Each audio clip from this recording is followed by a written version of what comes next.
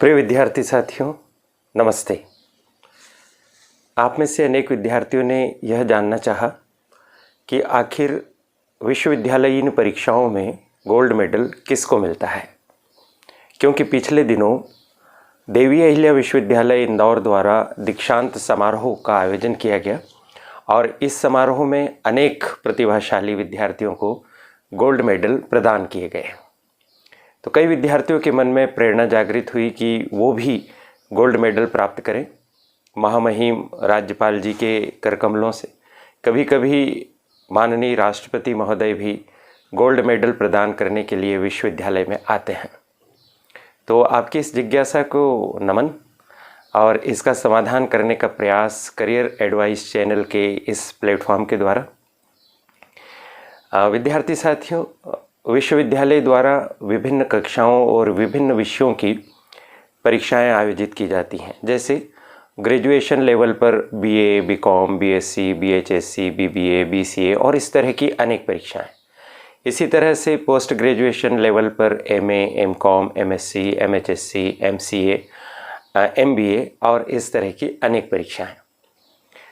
प्रत्येक परीक्षा का जो पाठ्यक्रम है वो जब पूर्ण हो जाता है, यानी ग्रेजुएशन का 3 वर्ष में और पोस्ट ग्रेजुएशन का 2 वर्ष में पूर्ण हो जाता है, प्रत्येक पाठ्यक्रम में विद्यार्थियों के उत्तीर्ण होने पर जो अंक प्राप्त होते हैं उसके आधार पर विश्वविद्यालय के द्वारा प्रावीण्य सूची या मेरिट लिस्ट बनाई जाती है।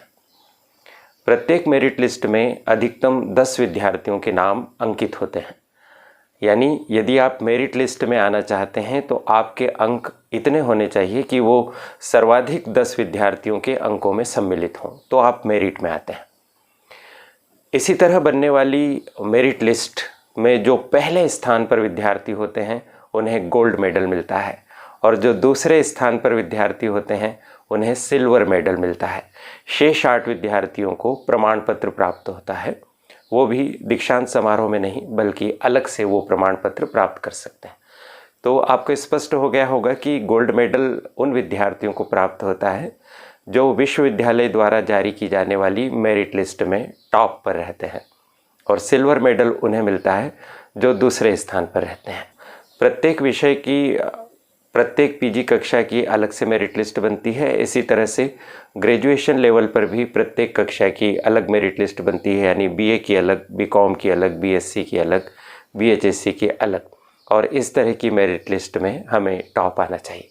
अब आपके मन में अगला प्रश्न ये आता होगा कि विश्वविद्यालय की इन परीक्षाओं में तो सैकड़ों हजारों विद्यार्थी सम्मिलित होते हैं और इन तमाम विद्यार्थियों को पीछे छोड़ते हुए हम सबसे ज़्यादा अंक लाकर मेरिट लिस्ट में टॉप कैसे करें?